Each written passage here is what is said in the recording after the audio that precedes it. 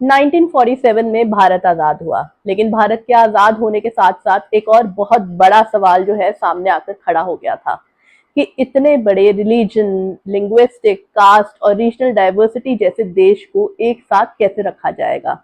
और जवाहरलाल नेहरू के पास उस समय इसके ऊपर एक स्पष्ट जवाब था, और वो था पार्लियामेंट्री डेमोक्रेसी। जवाहरलाल नेहरू के लिए जो पार्लियामेंट्री डेमोक्रेसी थी वो सिर्फ सरकार चुनने का एक तरीका नहीं थी, बल्कि नेशन बिल्डिंग का एक जरिया थी।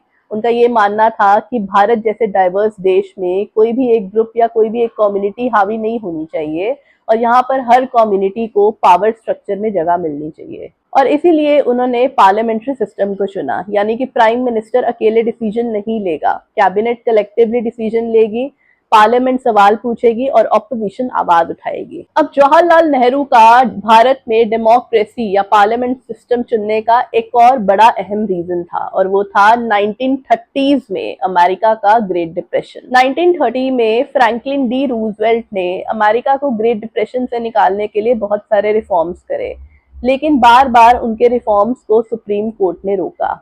उसके बाद आया 1937 का कोर्ट पैकिंग कंट्रोवर्सी, जिसमें फ्रैंकलिन डी रूजवेल्ट ने सुप्रीम कोर्ट में एडिशनल जजेस नियुक्त करने की कोशिश की ताकि उनके रिफॉर्म्स को कोर्ट में सपोर्ट मिल सके। इस पूरी कंट्रोवर्सी ने जवाहरलाल नेहरू को एक अहम बात सिखाई कि प्रेसिडेंशियल सिस्टम में अगर प्रेसिडेंट और बाकी कॉन्स्टिट्यूशनल बॉडीज जो है वो आमने सामने आ जाए, तो जो पूरा का पूरा सिस्टम है वो एक डेडलॉक में फंस सकता है। उन्हें लगा कि भारत जैसे नए देश के लिए एक ऐसी व्यवस्था होनी चाहिए जो उसे कॉन्फ्लिक्ट में फंसाए नहीं, बल्कि उस कॉन्फ्लिक्ट को और डिसएग्रीमेंट को एब्जॉर्ब कर सके।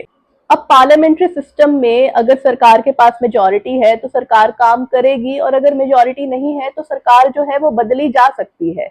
यानी कि पावर ट्रांसफर हो रही है, मगर सिस्टम वही का वही है। फैक्ट, बाद में जब कांग्रेस का वन पार्टी डोमिनेंस टूटा और 1989 के बाद कोलिशन पॉलिटिक्स का दौर आया, तब भी सिस्टम नहीं टूटा, सिस्टम वही का वही था। क्योंकि इसी फ्रेमवर्क ने जो नए सोशल ग्रुप्स हैं उनको पॉलिटिक्स में आने की जगह दी। आपका इसमें क्या ख्याल है, आप मुझे जरूर बताएं, और मैं मिलती हूँ आपको अपनी अगली वीडियो में।